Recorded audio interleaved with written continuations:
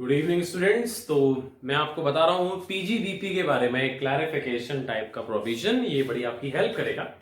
देखिए, पीजीबीपी में जनरली हमें जो क्वेश्चन सॉल्व करने होते हैं वो ऐसे कि हमें क्वेश्चन में एक ट्रेडिंग एंड पीएनएल दिया होता है और उसके बाद यहां पर उसका नेट प्रॉफिट दिया होता है।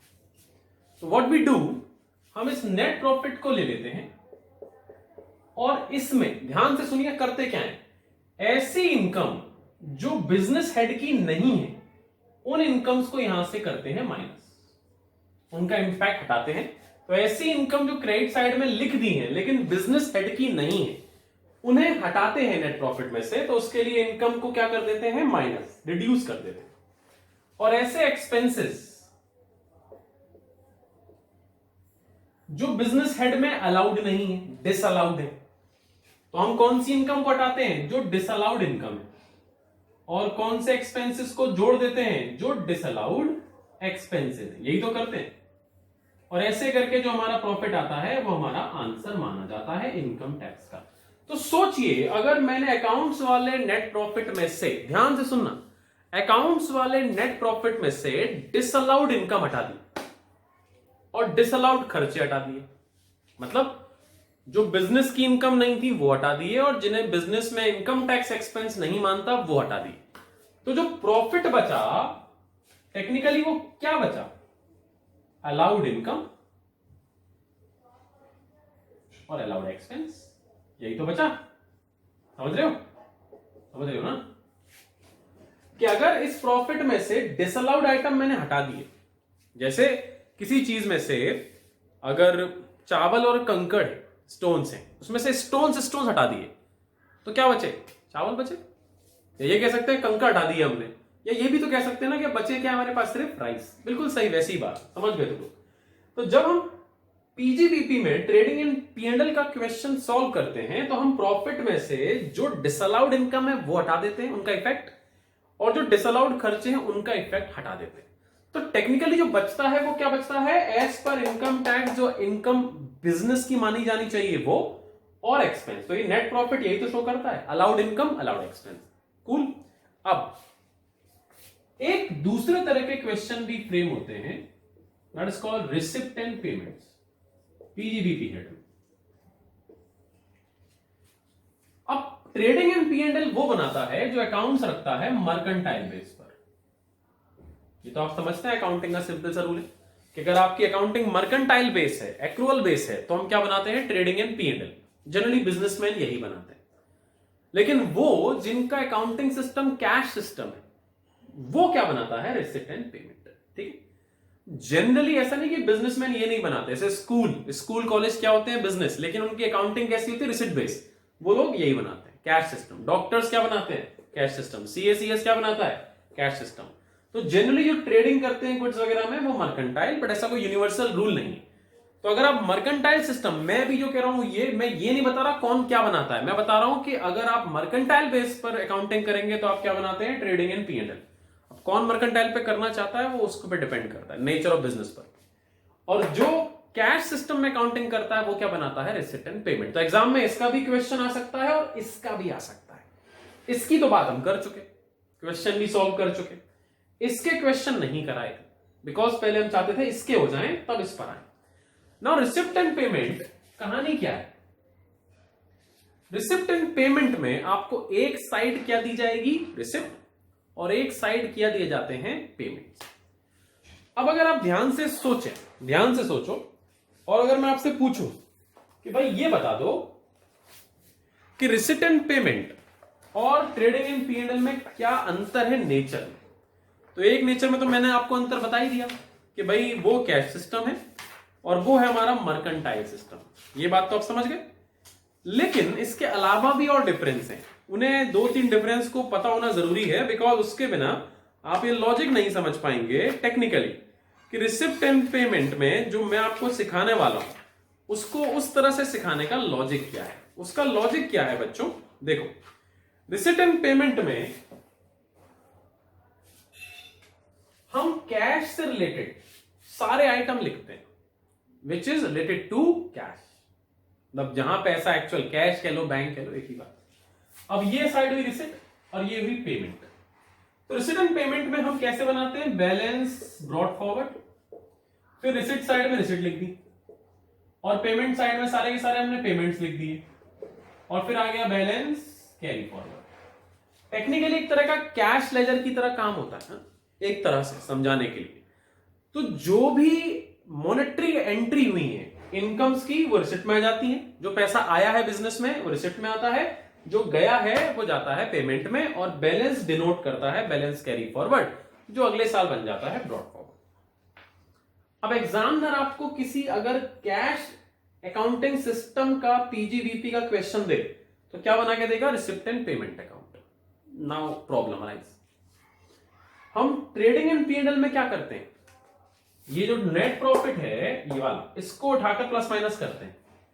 तो उस हिसाब से बच्चा अगर इस बैलेंस को पकड़ ले और इसमें प्लस माइनस करे तो गड़बड़ हो जाएगी। कैसे कि रिसिप्ट एंड पेमेंट में जो कैरी फॉरवर्ड है उसमें इसका इंपैक्ट भी तो आ रहा है, ओपनिंग बैलेंस, और हमें सिर्फ कौन सा चाहिए, करंट ईयर का रिसिप्ट एंड पेमेंट का डिफरेंस। जैसे हम ट्रेडिंग पीरियड में क्या लेते हैं, करंट ईयर की इनकम, करंट ईयर के खर्चे, उनका डिफरेंस करंट ईयर का प्रॉफिट या लॉस माना जाता है। बट अगर हम इसी को लेकर डायरेक्ट प्लस माइनस करना शुरू कर दें इस प्रोविजन की तरह तो गड़बड़ है, बिकॉज हम जो बैलेंस लेंगे उसमें सिर्फ करंट ईयर के रिसिप्ट पेमेंट नहीं, किसका इंपैक्ट हो रखा है, ब्रॉड फॉरवर्ड का। तो उसको करने के लिए मुझे पहले तो ब्रॉड फॉरवर्ड को माइनस करना पड़ेगा अगर हम इसे इस तरह से सॉल्व करना चाहें। दूसरा प्रॉब्लम, रिसिट एंड पेमेंट में हर तरह की रिसिट आती है, मतलब उसमें रिसिट उसमें capital nature plus revenue nature दोनों तरह की रिसिट आती है।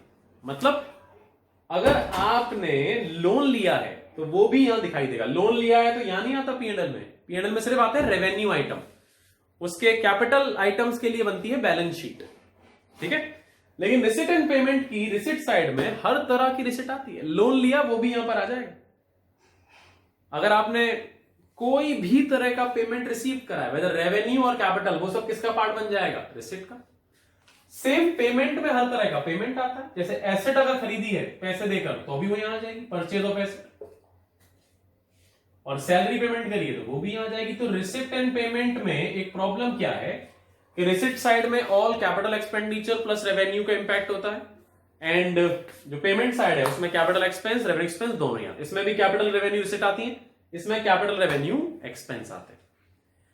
तो अब इससे क्या होगा कि जब मैं इसको इस मेथड से सॉल्व करूंगा कि भाई ऐसी इनकम हटा दो जो बिजनेस की नहीं है और ऐसे एक्सपेंस घटा दो जो बिजनेस के नहीं, वही मैं यहीं पर भी कर सकता हूं, ऐसा मैं झंझट नहीं कर सकते हैं। लेकिन इसमें कैपिटल रिसिप्ट भी होंगी बहुत सारी, तो वो सब क्या करनी पड़ेंगी, माइनस। बाकी हेड की इनकम तो होगी इसमें भी, रेंट रिसीव, डिविडेंड, जो जैसे यहां होता है वो आइटम तो आपको माइनस करना ही है, साथ ही साथ बहुत सारे कैपिटल नेचर के आइटम भी होंगे, उन्हें भी मुझे माइनस करना पड़ेगा। मतलब टेक्निकली ऐसे बोल दूं कि रिसिट एंड पेमेंट का मतलब है PNL plus balance sheet, PNL plus balance sheet दोनों जोड़ के बनाई जाती है। इसीलिए इससे बनाते हैं फिर हम इनकम एंड एक्सपेंडिचर और अलग से बनाते हैं बैलेंस शीट। तो रेवेन्यू आइटम कहां ले जाते हैं, इनकम एंड एक्सपेंडिचर में, और जो कैपिटल नेचर के आइटम है उनके लिए क्या बनाते हैं, बैलेंस शीट। तो रिसिप्ट एंड पेमेंट से क्या बन जाती है हमारी, PNL trade income expenditure and balance sheet. तो क्योंकि बैलेंस शीट के आइटम भी घुसे हैं इसमें तो ज्यादा चीजें डिसअलाउड होंगी, रेवेन्यू वाले डिसअलाउड होंगी जो इनकम टैक्स मना करता है, प्लस कैपिटल नेचर की सारी माइनस, और खर्चों में भी यही नाटक होगा। वो खर्चे जिन्हें इनकम टैक्स खर्चा नहीं मानता रेवेन्यू वाले, एक तो वो सारे के सारे प्लस करने पड़ेंगे, और क्योंकि पूरी बैलेंस शीट के आइटम और जुड़े हुए हैं इसमें वो भी हमें प्लस करने पड़ेंगे। तो चीजें बहुत सारी माइनस और बहुत सारी प्लस करनी पड़ेगी, तब जो आंसर आएगा वो आंसर हमारा होगा नेट प्रॉफिट। इस मेथड से करें तो कर सकते हैं, आंसर सेम आएगा, क्योंकि ये सब करने के बाद भी जो बचेगा प्रॉफिट वो क्या है, अलाउड इनकम अलाउड एक्सपेंस। लेकिन ज्यादा प्लस माइनस क्यों करने पड़ते हैं, क्योंकि रिसिट एंड पेमेंट में सोचो मैं ट्रेडिंग एंड पीएनएल के एक्सपेंसेस में बैलेंस शीट के आइटम भी जोड़ दूं और एसेट साइड वाले इनकम में भी जोड़ दूं, उल्टा हो गया सर, इनकम वाले में लायबिलिटी वाले जोड़ दूं सारे जो भी हैं, और इधर जोड़ दूं मैं आपके एसेट वाले सारे खर्चे जो बैलेंस शीट है वो भी इसमें ऐड कर दूं, फिर कहूं सॉल्व करो तो ज्यादा प्लस माइनस करने पड़ेंगे, इधर ही यहां पर इधर आता ही रिसिट एंड पेमेंट है, यानी कि इसमें कैपिटल प्लस रेवेन्यू दोनों आइटम ऐड है।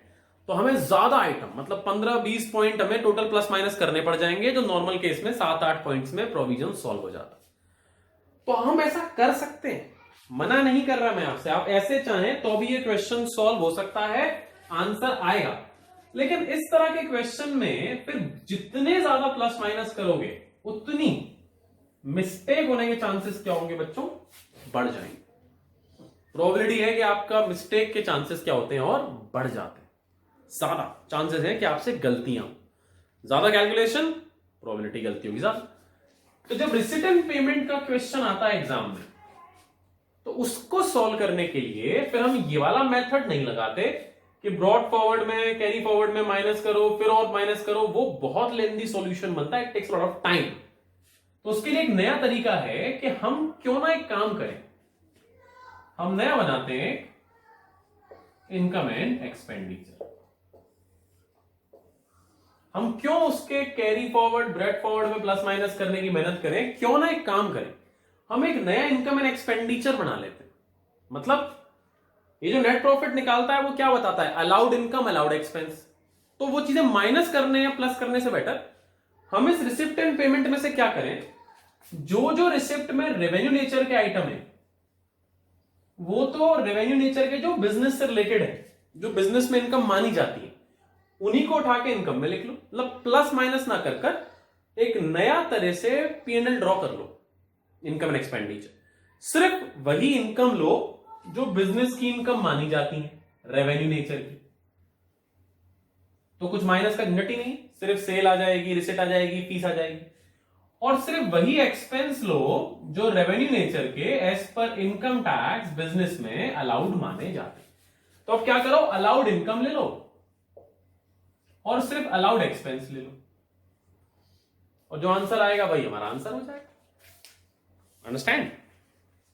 इसमें डिसअलाउड को माइनस करो और डिसअलाउड को प्लस करो, उससे बेटर क्या है, इस रिसिट एंड पेमेंट से अलाउड इनकम इनकम वाला और अलाउड एक्सपेंस एक्सपेंस वाला एक इनकम एंड एक्सपेंडिचर ड्रॉ करो। दैट इज, जो भी आएगा वो आपका आंसर बन जाएगा। और इससे चीजें काफी आसान हो जाती हैं, सॉल्यूशन बहुत इजी हो जाता है, बहुत ही इजी। तो समझ गए कि इस तरह के क्वेश्चन कैसे सॉल्व होते हैं। मैंने जो क्वेश्चन छुड़वा दिए थे मैं ग्रुप पे लिख दूंगा, वो आपको करने, एक मैं आपको करके दिखाता हूं जिससे आपको समझ आए कि चीजें आसान हो जाती हैं। मैं फिर से कह रहा हूं, अगर कोई बच्चा कहता है नहीं मैं तो पुराने मेथड से ही सॉल्व करूंगा सर, चाहे कुछ भी हो जाए, उसी प्रॉफिट में प्लस माइनस करूंगा, तो बच्चों मोस्ट वेलकम है, हो जाएगा, तब भी आंसर आएगा। लेकिन आप एक क्वेश्चन ट्राई करोगे तो आपको समझ आएगा उसमें कितनी एक्स्ट्रा मेहनत करनी पड़ेगी, टाइम वेस्ट बहुत होगा, गलती के चांसेस बढ़ जाएंगे। ये मेथड कितना आसान है। अब जो न्यूमेरिकल बुक है उसमें क्वेश्चन नंबर 5 करा रहा हूं, पेज नंबर, नई न्यूमेरिकल बुक है तो इसके पेज आपके पेज से अलग होंगे। बड़े क्वेश्चन नंबर 5 है अनसॉल्व वाले, पीजीपी में एक एग्जांपल है, नीचे सॉल्यूशन है, एक ऐसे क्वेश्चन है जिनके पीछे सॉल्यूशन है, और एक है ऐसे इसमें सिर्फ अनसॉल्व है, उनके सॉल्यूशन नहीं है। उसमें क्वेश्चन नंबर 5 है और उसकी स्टार्टिंग है doctor JL Gupta, doctor JL Gupta वाला क्वेश्चन है, उसको मैं इस मेथड से सॉल्व कर रहा हूं। ठीक है, डॉक्टर JL गुप्ता वाला क्वेश्चन हम ऐसे सॉल्व करते हैं, हमें रिसिट एंड पेमेंट बनाकर दिया है और मैं इसका प्लस माइनस वाला कंसेप्ट के हिसाब से आपको करके दिखाता हूं, बड़ा इजी हो जाता है ऐसे सॉल्व करके। आइए, तो पहले हम आते हैं हमेशा रिसिट साइड पर, तो हम बना रहे हैं एक नया income and expenditure. Mercantile based system नहीं है, कैश सिस्टम है, कैश बेस्ड पे अकाउंटिंग होगी। कैश सिस्टम कहता है कि इनकम उस साल की इनकम मान ली जाती है, कैश सिस्टम यही कहता है कि इनकम को उस साल की इनकम माना जाएगा जिस साल इनकम रिसीव होती है, ड्यू से मतलब ही नहीं। ठीक है, तो आते हैं ये क्रेडिट साइड पर। देखिए बैलेंस ब्रॉट फॉरवर्ड, हम इसका कुछ करेंगे क्या रिसिप्ट साइड में? कुछ नहीं, मतलब ही नहीं है, हम तो सिर्फ वो चीजें लेंगे जिन्हें बिजनेस में इनकम माना जाता है। कंसल्टेशन फीस, क्या ये बिजनेस की इनकम है? Of course yes. Revenue nature की है? Of course yes. दोनों साल की ली जाएगी कंसल्टेशन फीस 140। अब कोई कहता है दोनों साल की क्यों ले रहे हैं? यही तो कैश सिस्टम कहता है। ये फीस डॉक्टर को मिली तो इसी साल है ना, ऊपर कौन सा ईयर है? 19-20। पुराना कोई पेशेंट था जिसने तब फीस नहीं दी थी, अब दी है, तो जब फीस देगा उसी साल की इनकम मानी जाएगी। जैसे कोचिंग में अगर कोई बच्चा मुझे फीस देगा तो जिस साल फीस देता मैं उसी साल उसको रिकॉर्ड करूंगा, ड्यू की कोई एंट्री पास नहीं होती, बिकॉज मेरा सिस्टम भी क्या है? Cash system. तो ये जो कहता है 19-20 की 5000 की फीस मिली और पिछले साल की जो ड्यू थी, भले ही पिछले साल किसी ने नहीं दी थी, अब मिली, 19-20 क्या, यहां 2009 और 10 भी लिखा होता कि 5,000 रुपए 2009-10 की फीस है, तब भी वो इनकम टैक्स में करंट ईयर की मानी जाती, because we are doing cash system of accounting. जिस साल पैसा मिलेगा या जिस साल खर्चा करोगे उस साल का खर्चा उस साल की इनकम माना जाता है। Visiting fees, of course doctor का काम होता है विजिट करना, और क्या काम है उसका, विजिटिंग फीस, शॉर्ट में लिख रहा हूं मैं सब चीजें। लोन फ्रॉम बैंक, अब ये नहीं आएगा, कैपिटल नेचर का, इसको क्यों लेंगे भाई, छोड़ दिए। उस वाले केस से करते तो पहले आपको ब्रॉडफोर्ड माइनस करना पड़ता, फिर लोन भी माइनस करना पड़ता। Sale of medicine, of course doctor sale of medicine करते हैं, तो सेल हमने लिख दी मेडिसिन की, यहां पर है 60,000। गिफ्ट्स एंड प्रेजेंट, अब ये इनकम है बिजनेस की या नहीं, अगर हमें पेशेंट से गिफ्ट मिलते हैं या बिजनेस में कोई पर्सन हमें कस्टमर गिफ्ट देता है तो बिजनेस इनकम। रिलेटिव ने दिए होंगे तो कहां जाएंगे, अदर सोर्स के हिसाब से। तो किसने दिए मुझे नहीं पता, आगे लिखा होगा एडिशनल इंफॉर्मेशन में, तब करेंगे जो करेंगे इसका। Royalty for articles published in various journal, क्या डॉक्टर का काम आर्टिकल्स लिखना होता है कॉपीज में या फिर जर्नल्स में, न्यूज में, या इलाज करना, तो ये इसके अदर सोर्स की इनकम है, तो इसका हम कुछ नहीं करेंगे। अगर हम वाला मेथड कर रहे होते तो इसको हमने क्या करा होता, माइनस। डिविडेंड अदर सोर्स का पार्ट है, कुछ नहीं करेंगे। Interest on government security other source का पार्ट है, कुछ नहीं करेंगे। देखा, सिर्फ 3 पॉइंट में काम हो गया, और आप उस मेथड से आ जाओ तो आपको कम 5 पॉइंट या माइनस करने पड़ते हैं। अंडरस्टैंड। अब आते हैं डेबिट साइड पर। अब क्लिनिक का रेंट दिया 2 साल का, दोनों साल का लेंगे, 10 साल का भी इस साल दिया ना, इस साल तो पेमेंट हुआ है, इसी साल का खर्चा मानेंगे, कैश सिस्टम ऑफ अकाउंटिंग। तो रेंट ऑफ क्लिनिक है 26,000, कंबाइन कर दिया मैंने। Water electricity, of course office का खर्चा है 2,000 रुपए। परचेज ऑफ बुक्स, अब बुक्स पे मिलता है डेप्रिसिएशन, हम पढ़ चुके हैं प्रोफेशनल की बुक्स उनकी एसेट होती है, इसका डेप मिलता है, तो मैं इसका यहां पर डेप क्लेम कर लेता हूं। बुक्स पर डेप रेट है 40%, तो 40,000। इसके बारे में वैसे पीछे दिया होगा, कब खरीदी है डेट से भी चेक करना पड़ेगा।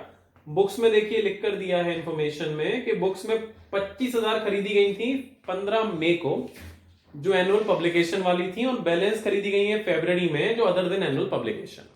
तो जो रेट चल रही है हमारे ऊपर वो है 40%, तो 25,000 पे लगेगी 40% की रेट, और फुल रेट लगेगी, तो 25,000 का हो गया 40%, 10,000 रुपए, और बची कितनी 15,000। 15,000 खरीदी है उसने फरवरी में, तो उस पर रेट हो जाएगी आधी, यानी कि 20%, यानी कि 3,000 रुपए। तो इनकम टैक्स वाला डायरेक्ट डेप हमने निकाल दिया बुक्स का 13,000 रुपए। ओके, हाउस होल्ड एक्सपेंस आएंगे नहीं क्योंकि पर्सनल नेचर के हैं, कुछ नहीं करूंगा। कलेक्शन चार्जेस फॉर डिविडेंड, जब डिविडेंड की इनकम अदर सोर्स में जाएगी तो कलेक्शन चार्ज भी कहां जाएंगे, अदर सोर्स में, पीजीपीएड में नहीं लेंगे। वहां हाउस होल्ड को मैं क्या कर रहा होता, एड बैक। डिविडेंड चार्ज क्या कर रहा होता, add back. Motor car purchase add back करनी पड़ती, फिर डेप माइनस, यहां सिर्फ क्या करेंगे, डेप माइनस। तो इसका डेप निकाल के माइनस कर देना। सर्जिकल इक्विपमेंट, इसका भी डेप निकाल के माइनस कर देना। नहीं आएगा आंसर बता देना, सॉल्यूशन भेज दूंगा मैं। इनकम टैक्स, इसे एक्सपेंस नहीं मानते तो अब कुछ नहीं करेंगे, वहां इसको भी एड बैक करना पड़ता। ऑफिस एक्सपेंस, बिल्कुल ये हमारे खर्चे होते हैं, 3,000 रुपए ने एक्सपेंस माना जाएगा। Salary to staff, of course ये भी बिजनेस का खर्चा है, इसे खर्चा माना जाएगा। तो हम क्या कर रहे हैं, अलाउड एक्सपेंस और अलाउड इनकम ले रहे हैं। Life insurance premium personal nature का है, एड बैक करते हैं वहां पर, यहां कुछ नहीं करेंगे। Gift to son personal nature का, यहां कुछ नहीं करेंगे। इंटरेस्ट ऑन लोन, बैंक से अगर लोन लिया है तो ये हमारी इंटरेस्ट भी बिजनेस का खर्चा है। कार एक्सपेंस के बारे में पीछे उसने बोला होगा कि कार यूज होती है 1/3 पर्सनल पर्पस की, तो टोटल 15,000 है, पर्सनल खर्चा है 1/3, तो हम सिर्फ बिजनेस वाला लेंगे 2/3, यानी कि 10,000 कार एक्सपेंस। जो कार का डेप आएगा वो भी कितना लेंगे आप, जो भी डेप निकालेंगे उसका 2/3 लेंगे यहां पर सिर्फ। परचेज ऑफ मेडिसिन, जैसे सेल हमारी इनकम थी, परचेज ऑफ मेडिसिन हमारी एक्सपेंस का पार्ट हो गई। बैलेंस शीट का हमें कुछ करना नहीं। एडजस्टमेंट पे आ जाते हैं, देखिए बुक्स का मैंने करा दिया, कार की आपको डेट गिवन है, उसका डेप निकाल लीजिएगा और डेप का 2/3 लिख लीजिएगा। सर्जिकल इक्विपमेंट का डेप निकाल लीजिएगा, पूरा लिख दीजिएगा। कार का मैंने 1/3 कर ही दिया, जो एक्सपेंस था उसको ले लिया, डेप को भी करा दिया। अब कहते हैं जो गिफ्ट हमें मिले थे उसमें से 2,000 तो पेशेंट ने दिए थे, 3,000 बर्थडे पे मिले थे, तो पेशेंट वाले तो मेरे बिजनेस की इनकम हो गया। वो कहां गया, यहां पर गिफ्ट फ्रॉम पेशेंट, 2,000 बिजनेस की इनकम। और जो बर्थडे वाले गिफ्ट हैं उनका कोई ट्रीटमेंट नहीं होगा, वो अदर सोर्स का पार्ट है, यहां कुछ नहीं। ओपनिंग और क्लोजिंग स्टॉक दिया है 10,000 और 6,000। ओपनिंग स्टॉक कहां जाता है, एक्सपेंस में या इनकम में? एक्सपेंस में। ओपनिंग स्टॉक मैंने यहां लिख दिया 10,000, और क्लोजिंग एक तरह से हमारी क्या है, इनकम। तो क्लोजिंग स्टॉक हमने क्रेडिट में लिख दिया, दैट इज 6,000 रुपीज। आप इसे सॉल्व करेंगे, आपका प्रॉफिट आ जाएगा 97780। ऐसे करके आपको ये वाले क्वेश्चन करने हैं। कौन कौन से करने मैं आपको बता देता हूं। पीजीपी के जो छोड़े थे हमने क्वेश्चन, वो सारे करने। एग्जाम्पल में छोड़ा था एग्जाम्पल, वो भी करना है, और ये अनसॉल्व में जो क्वेश्चन थे वो भी करने हैं। जो नहीं आए मुझे बता दीजिएगा, 2-3 क्वेश्चन थे, मैं उनके सॉल्यूशन आपको भेज दूंगा। तो ये हुआ हाउ टू सॉल्व पीजीबीपी के प्रोविजन जो रिसिप्ट एंड पेमेंट वाले होते हैं। We need to make a new income and expenditure account, that will make your question का सॉल्यूशन बहुत इजी बना देता है। उसमें लॉजिक क्या करते हैं, सिर्फ बिजनेस की इनकम लिखो, रिसिप्ट में चढ़ाकर सिर्फ बिजनेस के खर्चे लिखो। ठीक है, तो इसे कर लीजिए। All the best.